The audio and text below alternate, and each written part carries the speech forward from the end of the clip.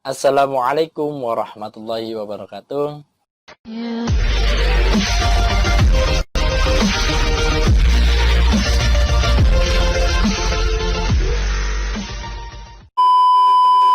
Pemirsa pasukan rutin dimanapun Anda berada, kali ini kita akan membahas terkait dengan membuat RPP sederhana, tentu sesuai dengan surat edaran Kemendikbud nomor 14 tahun 2019.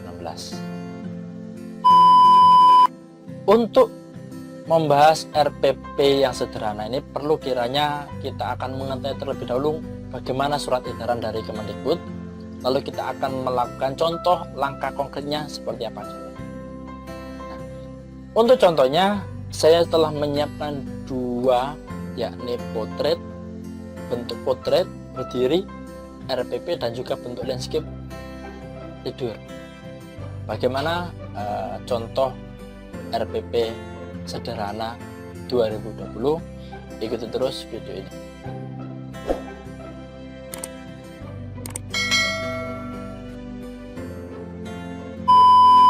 Baik, sebelum kita membahas terkait dengan RPP sederhana, mari kita bahas terlebih dahulu surat edaran dari Kemendikbud. Berikut surat edaran nomor 14 tahun 2019 tentang penyederhanaan rencana pelaksanaan pembelajaran.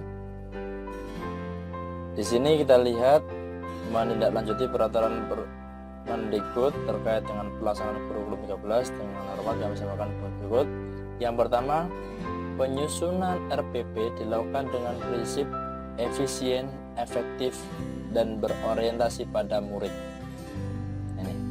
Yang kedua, bahwa dari 13 komponen RPP yang telah diatur dalam peraturan Mendikbud nomor 22 tahun 2015 tentang standar proses pendidikan dasar dan menengah yang menjadi komponen inti, yakni tujuan pembelajaran, langkah-langkah kegiatan pembelajaran, dan penilaian pembelajaran yang wajib dilaksanakan oleh guru. Sedangkan komponen lainnya bersifat pelengkap. Kita lihat di sini yang intinya yakni tujuan pembelajaran, langkah-langkah kegiatan pembelajaran, serta penilaian. Komponen yang lain sebagai pelengkap. Yang ketiga, sekolah, kelompok, guru mata pelajaran sejenis dalam sekolah, MGMP, KKG, dan individu guru secara bebas dapat memilih, membuat, menggunakan, dan mengembangkan format RPP secara mandiri untuk sebesar-besarnya keberhasilan belajar murid. Ya, di sini diberikan kebebasan guru untuk membuat, ya, secara mandiri maupun secara kelompok. Adapun RPP yang telah dibuat tetap dapat digunakan dan dapat pula disesuaikan dengan ketentuan sebagaimana dimaksud pada angka 1, 2, dan 3. Ya. Ditandatangani oleh Menteri Pendidikan dan Kebudayaan Republik Indonesia, Pak Nadiem Makarim. Sini. Adapun daftar tanya jawab rencana pelaksanaan RPP, yang pertama kita lihat apa yang menjadi pertimbangan penyederhanaan RPP. Guru-guru sering diarahkan untuk menulis RPP dengan sangat rinci sehingga banyak menghasilkan waktu yang seharusnya bisa lebih difokuskan untuk mempersiapkan dan mengevaluasi proses pembelajaran itu sendiri. Nah, ini ya, kita terbelit pada RPP sehingga melupakan atau tidak memfokuskan untuk mengevaluasi peserta didik itu sendiri. Apa yang dimaksud dengan prinsip efisien, efektif, dan berorientasi pada murid? Yang pertama, efisiensi berarti penulisan RPP dilakukan dengan tepat dan tidak menghabiskan banyak waktu dan tenaga. Efektif berarti penulisan RPP dilakukan untuk mencapai tujuan pembelajaran. Berorientasi pada murid berarti penulisan RPP dilakukan dengan mempertimbangkan kesiapan, ketertarikan, dan kebutuhan belajar murid di kelas. Nih, apakah RPP dapat dibuat dengan singkat, misalnya hanya 1 halaman? Bisa saja, asalkan sesuai dengan prinsip efisien, efektif, dan berorientasi pada murid. Tidak ada pernyataan jumlah halaman, tidak ada. Boleh 1 halaman? Boleh. Apakah ada standar baku untuk format penulisan RPP? Tidak ada. Guru bebas membuat, memilih, mengembangkan, dan menggunakan RPP sesuai dengan prinsip efisien, efektif, dan berorientasi pada murid. Ini ya, tidak ada penulisan baku, standar bakunya. Bagaimana dengan format RPP yang sudah dibuat oleh guru? Guru dapat tetap menggunakan format RPP yang telah dibuatnya. Guru dapat pula memodifikasi format RPP yang sudah dibuat sesuai dengan prinsip efisien, efektif, dan berorientasi pada murid. Berapa jumlah komponen dalam RPP? Ada 3 komponen inti: tujuan pembelajaran, langkah-langkah pembelajaran, penilaian pembelajaran. Komponen lainnya termasuk pelengkap. Tujuan pembelajaran ditulis dengan merujuk kepada kurikulum dan kebutuhan belajar murid. Kegiatan belajar dan asesmen dalam RPP ditulis secara efisien. Ini tanya jawab yang sering ditanyakan.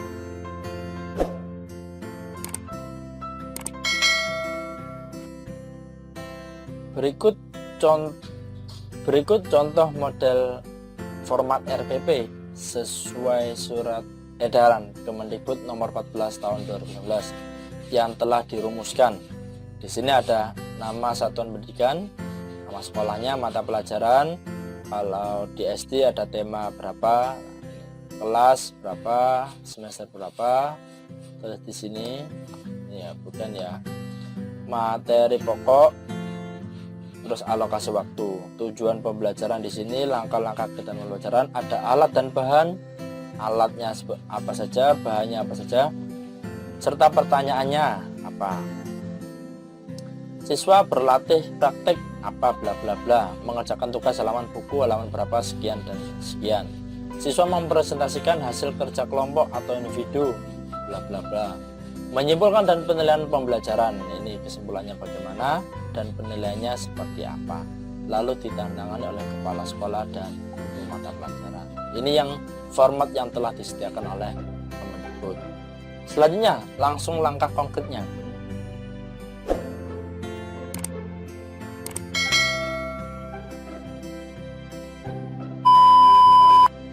Sebenarnya ada 2 yang telah kami sediakan. Yang pertama, format dalam bentuk potret atau berdiri. Ya, ada bentuk potret berdiri dan juga ada bentuk landscape. Yang pertama bentuk potret terlebih dahulu. Di sini kita tidak lupa untuk mencantumkan kopnya. Ya, judulnya Rencana Pelaksanaan Pembelajaran RPP. Karena ini sesuai dengan format RPP, nanti bisa di delete, ini hanya sebagai tanda saja.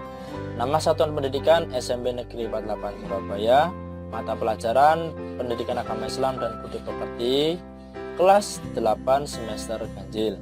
Materi pokok, nah, di sini materi pokoknya iman kepada kitab-kitab Allah. Alokasi waktunya diperkirakan 2 pertemuan, 2 kali 3 jam pelajaran. Karena SMP 3 jam pelajaran. Tujuan pembelajaran. Melalui kegiatan pembelajaran dengan metode diskusi, tanya jawab, analisis, penugasan, dan presentasi dengan pendekatan saintifik, peserta didik dapat, ini saya berikan tanda, memahami makna beriman pada kitab-kitab Allah.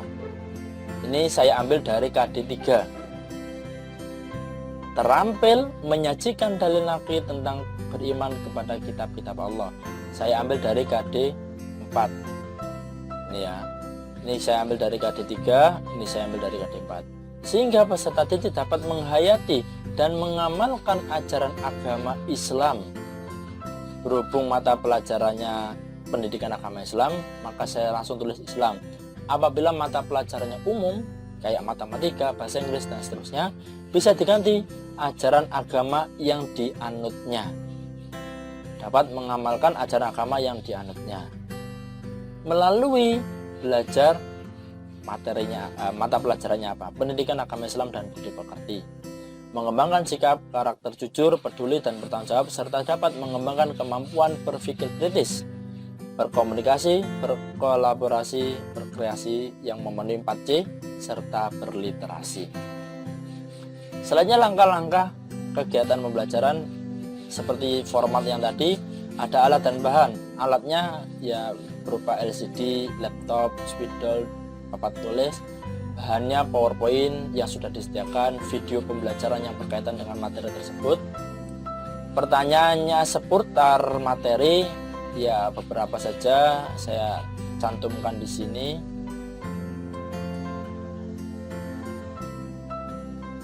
Poin yang 2.2, siswa berlatih membaca, mengamati, menerjemahkan, serta mengidentifikasi Quran Surat Al-Maidah, surat ke-5 ayat 16. 2.3, siswa mempresentasikan hasil kerja kelompok atau individu tentang pengertian kitab-kitab Allah, macam-macamnya, isi kandungannya, pokok-pokok ajarannya, serta hikmah iman pada kitab-kitab Allah. Menyimpulkan dan penilaian pembelajaran. Kesimpulan pembelajaran, iman pada kitab Allah berarti yakin dengan sepenuh hati bahwa Allah SWT telah menurunkan kitab-kitabnya kepada Rasulnya untuk disampaikan pada seluruh umat manusia. Beriman pada kitab-kitab Allah yang telah diturunkan kepada Rasulnya, hukumnya wajib. Macam-macam kitab Allah yakni Taurat, Zabur, Injil, dan Al-Quran. Orang yang beriman pada kitab Allah akan senantiasa meyakini bahwa ajaran Allah itu adalah untuk kebaikan dan kebahagiaan manusia di dunia dan akhirat. Contoh penilaian, saya bagi menjadi dua, ada penilaian non-tes dan ada penilaian tes. Yang non-tes meliputi sikap melalui jurnal pengamatan, baik itu sikap spiritual maupun sikap sosial. Karena agama Islam menilai keduanya, spiritual dan sosial. Sedangkan nilai tesnya berupa I3 dan KI4, pengetahuan dan keterampilan, dan tes tulis, lisan, penugasan, unjuk kerja, produk, proyek, portofolio. Ini mengetahui kepala sekolah dan guru mata pelajaran saya sendiri.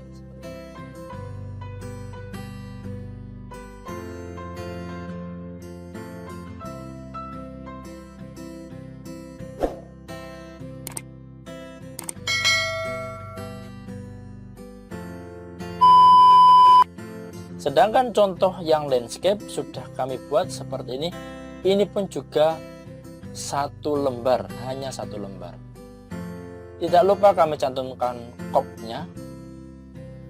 RPP, mata pelajaran Pendidikan Agama Islam dan Budi Pekerti. Di sini. Nama satuan pendidikan, mata pelajaran, kelas, alokasi waktu. Materinya iman kepada kitab-kitab Allah. Tujuan pembelajaran sama seperti tadi. Melalui kegiatan pembelajaran dengan metode diskusi, tanya jawab, analisis, penugasan, dan presentasi dengan pendekatan saintifik, peserta didik dapat memahami makna beriman kepada kitab-kitab Allah, yakni KD3. Terampil menyajikan dalil nakli tentang beriman kepada kitab-kitab Allah, KD4. Sehingga peserta didik dapat menghayati dan mengamalkan ajaran agama Islam. Islamnya ini karena mata pelajaran yang kita ambil mata pelajaran agama Islam, makanya saya sebutkan langsung Islam. Apabila mata pelajarannya umum, sekali lagi bisa diganti ajaran agama yang dianutnya, bisa diganti melalui belajar materinya pendidikan agama Islam dan budi pekerti, mengembangkan sikap karakter jujur, peduli, dan bertanggung jawab, serta dapat mengembangkan kemampuan berpikir kritis, berkomunikasi, berkolaborasi, berkreasi yang memenuhi 4C dan berliterasi. Kita lihat KD-nya. Nah, bedanya dengan yang landscape ini dibandingkan dengan yang potret tadi. Yang potret tadi tidak mencantumkan KD dan indikatornya. Di sini saya mencantumkan KD dan indikator. Walaupun keduanya ini juga termasuk komponen pelengkap. Agar lebih lengkap, makanya tetap saya cantumkan KD-nya 1.3, 2.3, 3.3, 4.3. Iman pada kitab Allah. Begitupun juga indikatornya saya cantumkan. Adapun juga materi esensinya. Di sini ada materi esensi, lingkup materinya meliputi apa saja. pengertian kitab Allah, macam-macam kitab Allah, isi masing-masing kitab Allah, pokok ajaran masing-masing kitab, hikmah iman pada kitab-kitab Allah. Ini lingkup materi yang akan dibahas pada anak kita nantinya. Materinya beriman pada kitab Allah. Materi esensinya mengenalkan kitab-kitab yang Allah turunkan kepada Rasulnya. Ini esensinya, hakikatnya. Model atau metodenya menggunakan discovery learning, metodenya ceramah, tanya jawab, diskusi, dan presentasi. Medianya ada LCD, PowerPoint, video yang berkaitan dengan spidol dan ruang tulis. Sumber belajar atau sumber bahan belajarnya ada Al-Quran dan juga ada buku yang diterbitkan oleh Kemendikbud edisi revisi. Langkah-langkah kegiatan pembelajarannya, kegiatan pendahuluan. Langsung saya tulis menyiapkan kondisi kelas, mengabsen, serta apersepsi. Kita ketahui bersama bahwa setiap kali kita masuk ke kelas, kita memerlukan apersepsi dulu, sehingga ada rangsangan dari siswa tersebut untuk melanjutkan materi selanjutnya. Kegiatan intinya berhubung di sini alokasi waktunya 2 pertemuan, saya buat 2 pertemuan. Pertemuan pertama membaca, mengamati, menerjemahkan serta mengidentifikasi Quran surat Al-Maidah surat ke-5 ayat 16. Pertemuan kedua mendiskusikan pengertian kitab-kitab Allah, macam-macamnya, isi kandungnya, pokok-pokok ajarannya serta hikmah iman kepada kitab-kitab Allah. Selanjutnya kegiatan penutup membuat tindak lanjut kelas. Setelah mengikuti pembelajaran, apa tindak lanjutnya? Membuat kesimpulan bersama dengan peserta didik, menutup kelas dengan doa termasuk sikap religius dalam pendidikan agama Islam. Penilaiannya sama seperti tadi, ada non-tes sama tes. Non-tes meliputi sikap melalui jurnal pengamatan spiritual dan sosial. Tesnya berupa pengetahuan dan keterampilan, tulis, lisan, penugasan untuk kerja, produk, proyek, dan portofolio. Diketahui, mengetahui kepala sekolah dan guru mata pelajaran saya sendiri.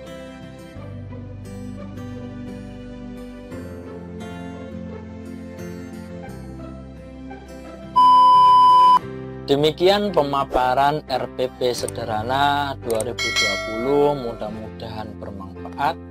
Untuk RPP yang telah saya buat ini hanya sebagai contoh saja, tinggal dikembangkan masing-masing guru, monggo, mau dikembangkan atau mau dirubah monggo. Ini hanya sebatas contoh saja yang telah saya buat, mudah-mudahan bermanfaat. Bila ingin mendownload hasil apa yang telah saya buat, bisa didownload di deskripsi di bawah ini.